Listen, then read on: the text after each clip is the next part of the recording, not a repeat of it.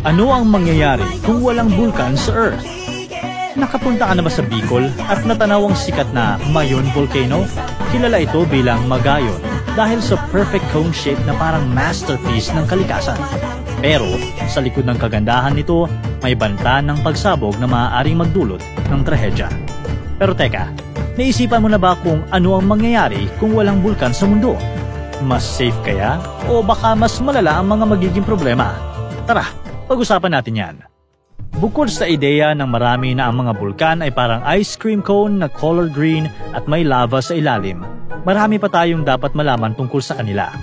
Ang bulkan ay isang butas sa ibabaw ng mundo kung saan lumalabas ang lava, abo at gas mula sa ilalim ng lupa.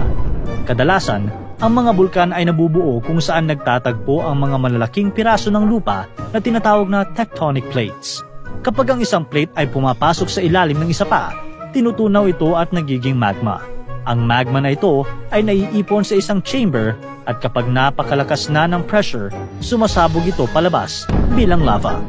Sa paglipas ng panahon, ang lava ay lumalamig at tumitigas na siyang bumubuo ng bundok na korteng cone.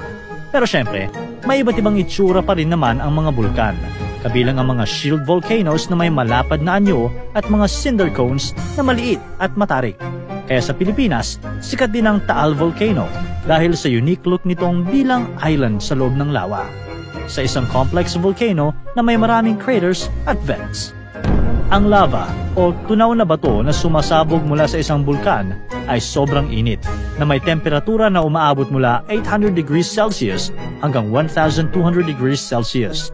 Sa sobrang init nito, kapag pinanood mo ang paglabas ng lava sa malapitan, para mo na ring inihaw ang sarili mo.